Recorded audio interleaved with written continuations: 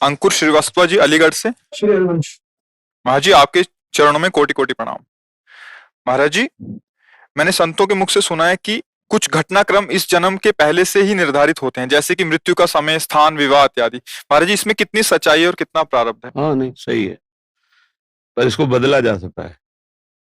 हम कोई पशु थोड़ी है कि उसी घटनाक्रम में बंधे रहे। अगर उसी निश्चय में बंधे रहेंगे तो भगवत प्राप्ति किससे होती है? वृंदावन धाम वास किससे होता है? हमारे भाग्य में थोड़ी लिखा है वृंदावन बसना, हमारे भाग्य में थोड़ी लिखा है रामकृष्ण भजना। ज्योतिषाचार्य से दिखवा लो ज्योतिष, किसी की कुंडली में नहीं लिखा। अब ये नया जन्म भगवान ने हमें नए कर्म करके सुधारने के लिए दिया है। अगर हम भजन करें भगवान का तो हम सारे कर्मों को भस्म करके इसी जन्म में भगवान में लीन हो सकते हैं, भगवत प्राप्ति कर सकते हैं। हम चाहे अपने कर्म बिगाड़ कर भूत प्रेत बन सकते हैं, सुअर कुत्ता बन सकते हैं, नरक जा सकते हैं। तो हमारे प्रारब्ध में थोड़ी लिखा सुअर बनोगे। वो तो केवल इतने शरीर का है कि इस हिसाब से तुम्हारी मृत्यु होगी, इस हिसाब से तुम्हें वहां जाना होगा, इस हिसाब से तुम्हें ये भोग मिलेगा, दुख सुख का, आगे के कर्म का नहीं। ये छूट दी गई, नहीं तो मनुष्य और पशु में अंतर क्या रह गया? तो ये तो सत्य है। सुनो भरत भावी प्रबल, बिलख कहो मुनिनाथ, हानि लाभ जीवन मरण, जस अपजस विधि हाथ। विधि माने ब्रह्मा, जो ब्रह्मा ने लिख दिया छठी राव के अंक, राय घटे न तिल बढ़े, रहुरे जीव निसंग। ये किसके लिए लिखा है? दुख सुख भोग के लिए। अगर दुख सुख भोग के लिए हम लेके बैठ जाते हैं तो हम में और पशु में अंतर नहीं। हम मनुष्य शरीर में भगवान के अंश हैं।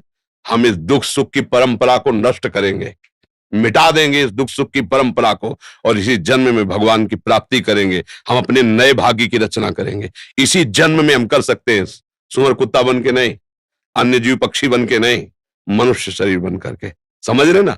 हाँ, जो चाहो कर सकते हो, भगवान को अधीन कर सकते हो, तो फिर रह क्या गया? सुमिर पवन सुत पावन नामू, अपने बस कर ही राखे रामू। जब भगवान को बस में कर लेता है भक्त, तो फिर और क्या बचा? जो चाहो कर सकते हो, पर चाह गलत करोगे तो फंस जाओगे। अच्छी चाह करो, दूसरों को सुख पहुंचाओ, दूसरों के काम आओ, भगवान का भजन करो, भगवान को प्रसन्न कर लो। जिसके प्राप्त करने के बाद फिर कुछ प्राप्त करना बाकी नहीं रहता, वो भगवान श्री हरि हैं। तो ये बात स्वीकार करो।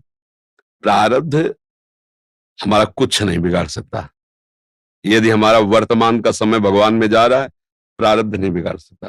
प्रारब्ध शरीर के ऊपर प्रहार करता है, और हमारा शरीर भी भगवान की शरण में है, तो प्रहार भी जो तलवार जैसा होगा तो आके छड़ी जैसा लग जाएगा, लगेगा छड़ी जैसा, क्योंकि वो निश्चित हो चुका है।